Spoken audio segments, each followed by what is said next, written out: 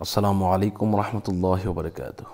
চাল পড়া থেকে বাঁচার আমল অথবা দোয়া তদবির ইনশাআল্লাহ আল্লাহ পাক রব্বুল আলামিন সমস্ত কিছু কোরআনুল কারীমের মধ্যে বলে দিয়েছেন। বা'দ আউযু বিল্লাহি মিনাশ শাইতানির রাজীম, বিসমিল্লাহির রহমানির রহিম, মা ফাররাতনা ফিল কিতাবি মিন শাই। আল্লাহ পাক বলেন কোরআনুল কারীমের মধ্যে এমন কোনো বিষয় নাই যেটা আমি বলে দেই নাই।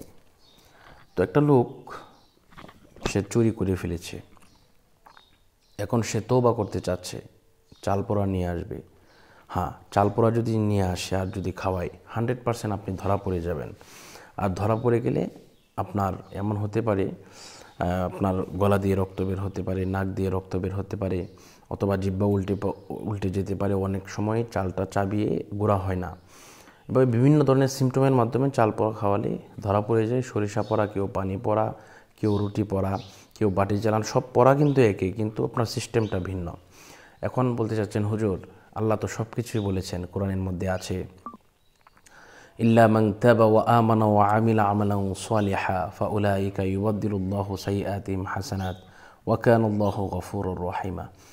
আল্লাহ পাক সমস্ত কিছু থেকে মানুষ যদি তওবা করলে সব কিছু থেকে কিন্তু মানুষ হেফাজতে থাকে। তো এখন হুজুর আমি এখন এই চাল পোড়া থেকে কীভাবে বাঁচবো এটা একটু জানতে চাই। আলহামদুলিল্লাহ, আপনি যদি সত্যিকারই তওবা করেন, এবং তওবাটা কীভাবে করবেন, তওবার পাশাপাশি তদবির করাতে হবে। আপনি তওবা করলেন কিন্তু তদবির করালেন না, তাহলে কিন্তু কাজ হবে না, ধরা পড়ে যাবেন। এজন্য আপনাকে প্রথমে তওবা করতে হবে। তওবাটা কি? তওবাটা হচ্ছে, আল্লাহ পাক আমি তওবা করতেছি, আস্তাগফিরুল্লাহ রাব্বি মিন কুল্লি যামবি ওয়া আতুবু ইলাইহি লা হাওলা ওয়ালা কুওয়াতা ইল্লা বিল্লাহিল আলিয়্যিল আযীম।